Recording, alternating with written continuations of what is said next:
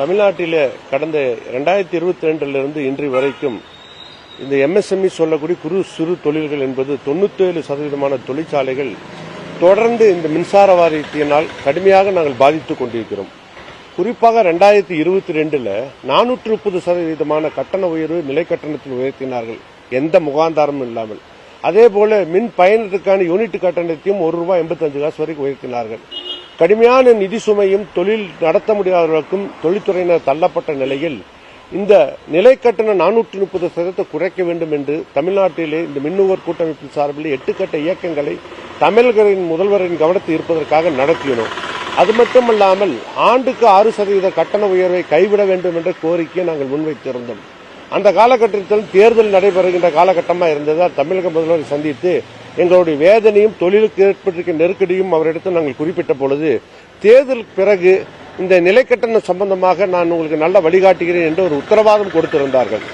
அதன் நம்பிக்கையிலே தேர்தல் முடிந்து 2 மாதத்துக்குள் அவர் எப்படியாவது இந்த பிரச்சனை தீர்த்து தமிழ்நாட்டில் இருக்கின்ற குறு சிறுதுறைகளை பாதுகாப்பார் என்ற நம்பிக்கையில் இருந்த நிலையில்தான் இந்த மின்சார வரிவிப்பு 4.83% கட்டண உயர்வை மீண்டும் இந்த தொழில்துறையினர் மேல் சுமத்தியிருக்கிறார்கள். இந்த சுமையானது என்பது கடுமையாக நிதி நெருக்கடியை தொழில் தள்ளுவது மட்டுமல்ல, இந்தியாவில் இருக்கக்கூடிய பிற மாநிலங்களோடு இங்கள் தொழில் போட்டிக்கு செல்ல முடியாத அளவுக்கு மின் கட்டணம் என்பது பெரும் சுமையாக இருக்கின்றது. குறிப்பாக சொல்லப்போனால் தொழில்துறையை பொறுத்தவரைக்கும், எங்களை பொறுத்தவரைக்கும் மின்சாரத்தை பயன்படுத்திய நாங்கள் மின்சார வாரியத்துக்கு எங்களால் எந்த நஷ்டமும் ஏற்படுவதில்லை. ஆனால் மின்சார வாரியத்தில் பல்வேறு குளறுபடிகளால் நஷ்டம் ஏற்படுவது எல்லாமே தொழில்துறை மேல் சுமத்தினால் தாங்கும் சக்தி இல்லாமல் இழந்து போகின்றோம். இந்த தமிழ்நாட்டில் எடுத்துக்கொள்வோமானால் உள்ளூரிலும் உள் மாவட்டங்களிலும் தமிழகம் முழுவதும் மக்களுக்கு வேலைவாய்ப்பு வழங்கி வருகின்ற இந்த உற்பத்தி துறையை முடக்குவது என்பது தமிழ்நாட்டின் எதிர்காலத்துக்கு மிக பெரும் அபாயத்தை ஏற்படுத்தும் என்பதை சொல்லிக் கொள்கிறோம். நாங்கள் தமிழக முதல்வர்கள் குறிப்பிட்டது போல இந்த மின்கட்டண உயர்விலிருந்து எங்களை பாதுகாக்க வேண்டும், உடனடியே கைவிட வேண்டும். அது மட்டுமல்லாமல் 430% உயர்த்தியிருக்கின்ற நிலை கட்டணத்தை திரும்ப பெற வேண்டும்.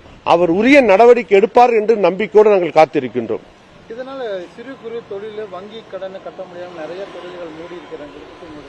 இப்ப என்ன கேட்டீங்கன்னா, எங்களுக்கு இந்த தொழில்துறையை பொறுத்த வரைக்கும் எங்களுக்கு இருக்கக்கூடிய நிலைமைய 8% அதிகபட்சம் 10% லாபத்துல தான் போட்டு நாங்க ஒரு பொருள் எல்லாம் செஞ்சு கொடுக்கிறோம். இந்த மின்கட்டண உயர்வுனால் எங்களுக்கு என்ன கேட்டீங்கன்னா பெரும் சுமையா இருந்து அந்த கட்டணம் நாங்கள் வங்கியில் வாங்கிய கடனை கட்டுவதற்கு முடிவதில்லை. எங்களுக்கு ஏற்கனவே ஜிஎஸ்டியில் இருக்கிற பிரச்சனை தாங்க முடியாம அது ஒரு நெருக்கடி. இதனால் தமிழ்நாட்டில் அனுதினமும் குறுந்தொழில்கள் அழிக்கப்பட்டு கொண்டிருக்கின்றன, ஒழிக்கப்பட்டு கொண்டிருக்கின்றன. உற்பத்திகள் இழப்பிலிருந்து நம் மாநிலத்தில் இருக்கக்கூடிய இந்த குறு சிறு தொழில்கள் எல்லாம் வட மாநிலம் நோக்கி சென்று கொண்டிருக்கின்றன. இதே காரணம், இந்த மின்கட்டண உயர்வுகள் இன்னும் இருக்கின்ற பல்வேறு பிரச்சனைகள் நீடிக்குமானால் இந்த தொழில்கள் என்பது தமிழகத்தில் இல்லாமல் போகும் என்பதை நாங்கள் மீண்டும் எச்சரிக்கிறோம்.